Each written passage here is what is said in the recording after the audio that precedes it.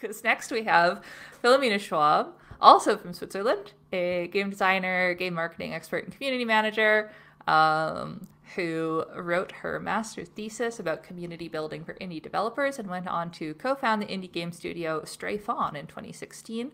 I would recommend checking them out. They put out quite a few really cool games.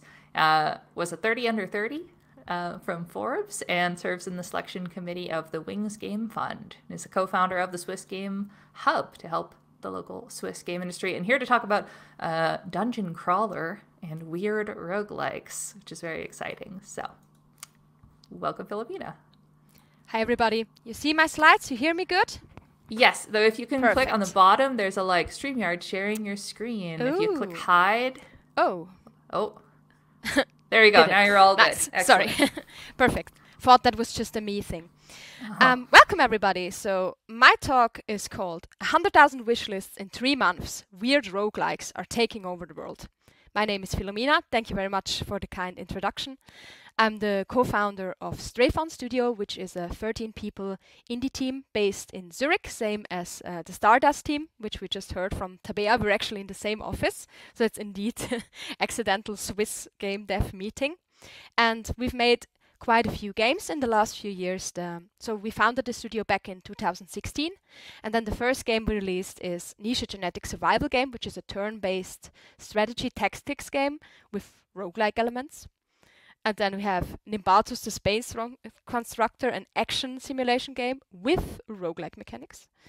And our latest game, The Wandering Village, which is a city builder simulation game, again, with roguelike mechanics. I just think I really like, or my whole team really likes, roguelike mechanics. I gave a talk about this one last year. And we've been working on this game, again, same as Stardust, since 2020. So it's been quite a while. And with such a big team and in Switzerland, I can tell you, it has been quite the financial burden to make this game. So really all of our studio's money that we made with our previous game went into this one. It's coming out into 1.0 soon, probably beginning of next year.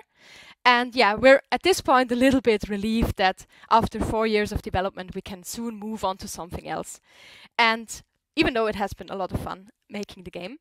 And our whole team is every year voting on what they want to do in the next 2 years as a studio. And we've been, during the whole development of this game, been eyeing the whole roguelike deck builder genre. And we think it's it would be so fun. Also, we could probably make it in a smaller group, just maybe 2 or 3 of us making a game like this in a year, if it's a smaller scale game.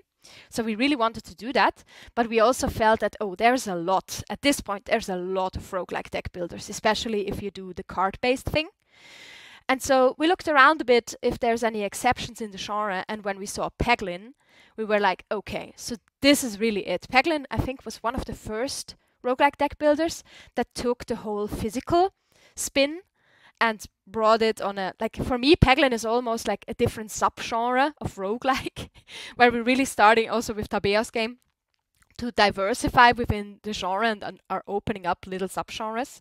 So we were like, okay, so physics-based roguelike deck builders, what other arcady game mechanics that people already know and are easy to understand could we use in a deck builder? And then we brainstormed in the team just one evening, sitting down, having dinner, and we came up with, why not a claw machine? And then somebody of us said, and then we could call it Dungeon Clawler. And then we all were like, that's pretty funny. And then we decided, yeah, we're actually going to make this game and we're going to call it that. So my co-founder, just he by himself went ahead and made this little prototype. We have these do what you want afternoons every Monday and Friday afternoons where people are just prototyping. And he went ahead and made this little prototype and we were like, yeah, it's pretty fun.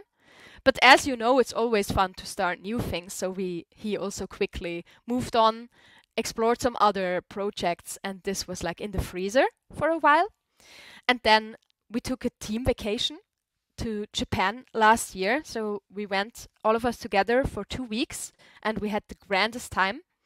And then we spent way, way, way too much time in the arcades. So here on the right side, this is actually my co-founder who had been making this little prototype. And then one of our artists also got super addicted, and we all took home like bags and bags of prizes. And we said it's research, so we did it on company.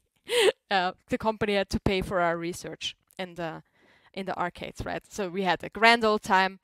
And we found that, okay, actually, these kinds of claw machines are super popular in Japan and apparently also in China, because I don't know exactly how it is in America, but in Europe, you only see them maybe like at a local festival. There's sometimes a claw machine, or sometimes in a restaurant, and then you can play, and they're super rigged and not fun to play at all. And the ones in Japan were quite different, and the arcade was like full of them. There was like 5 floors full of claw machines. And we were like, okay, so the idea of the genre that is pretty popular, and also the emergent Asian markets on Steam. China is now the country with the most users on Steam, right? We thought that, okay, maybe there's actually something there, and we should get this game out of the freezer and keep working on it. So the 2 of them, who were super addicted to claw machines, teamed up, and within 3 months took our little prototype that we had previously made and turned it into this current state. So from the beginning, it was very clear that we wanted the art to be pretty basic, so we could very quickly and easily iterate and add new content to the game. Also because while Micha was working on it full time, Larissa, the artist, is only there 1 day a week. So she kind of has to be able to produce the missing artwork fairly quickly. And that was the whole idea. We then decided we would launch the demo at the Steam Deck Builders Fest, which was this March. So the 3-4 months work that went into the demo, we got it all ready, set up the Steam page, and did a little outreach to YouTubers and Twitch streamers that we had, mostly people that played our previous games, and then some selected ones that we thought would be a really good fit. And since then, the game has really just been snowballing. For us, it's really crazy because it's such a small team and such a small size compared to the 13 people team for 4 years that we were used to, right? We really didn't think we could pull something like this off with such a small team. I wanted to share some data with you because I thought it might be interesting. And I've really seen that this is our 4th game now, and all of them have been so different in terms of how they appeal to players, how the wish lists are coming in. So I wanted to share some. So at the top, quickly, is actually the player numbers, the demo player numbers. So we set the demo live at the very same time that we launched the Steam page. Back then, you didn't have to think about triggering your wish lists for your demo release, right? But this has changed now, so maybe this would not have happened like this if we were to launch it now. But back then, we just put the demo live, and then you can see here how the players evolve. You can see that the wish list is corresponding quite well to the demo players, and these were essentially the beats we had with the game. So when we revealed it, it was in the Deck Builder Fest, and we did some PR. International PR, but especially also in Japan. And it was picked up quite a bit by Japanese press because I think they really liked the story of a bunch of Western devs coming to Japan, really liking their arcades, and then taking home their ideas and turning them into a game. So that's why I think we had like 10 times more PR coverage from Japan than from global in total. Also, this kind of game is kind of hard to sell to press, right? Before it isn't. If it's a super huge success, then of course, but before, not really, because there's so many of these small games, right? And what has been keeping the ball rolling for this game has really just been influencers. Influencers. There's a very dedicated influencer base, like YouTubers, streamers, especially for roguelikes, that are really like on the lookout for new and weird things, which here again is why I think weird roguelikes are here to take over the world, because there's people really looking out for these types of games and picking them up, even though we didn't put a lot of effort into and also we did no like paid influencer campaign or anything. And they have really just been keeping the game alive. And then Steam Next Fest came around, and we did a very big influencer push this time, where we contacted quite a few thousand people to check out the game. And thanks to that, the game ended up being the 11th most played game in the Summer Next Fest, which is insane to me.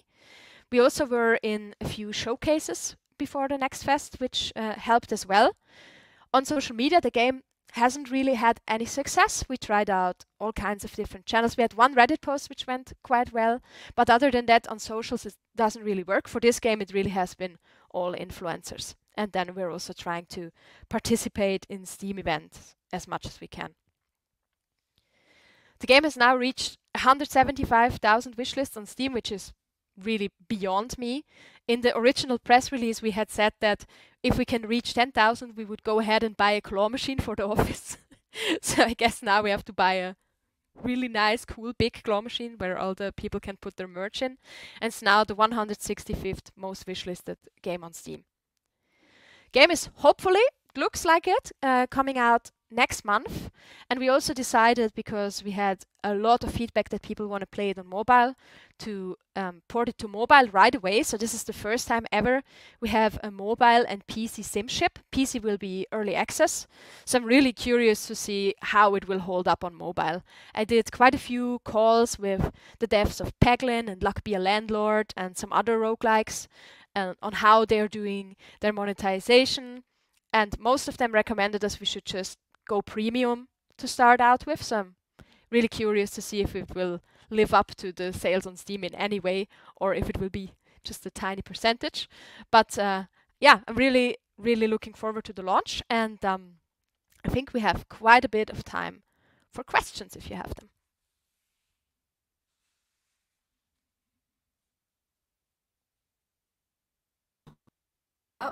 Oh, sorry, that's Kawa and I both clicking the button at the same time, put me on the stage. Yeah, we have a bit of time for questions if Nice. people have some, which would be great. But yeah, it's very exciting.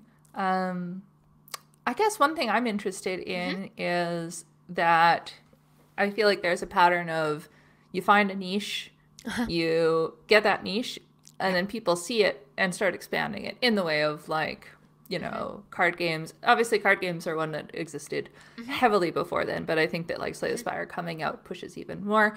And, you know, I think that, yeah, I have even seen that like there's another claw machine inspired game. And I think that like with Balatro, we're seeing people playing with like playing deck of card inspired roguelike. So how do you handle that, especially from like a marketing and press perspective of as soon as you put that idea out there, it feels like it's a matter of time of now people are going to take that idea and, you know, obviously there's the like clones problem, which is a different thing, but there's also just like the legit inspiration of when it's a good idea, people riffing on it.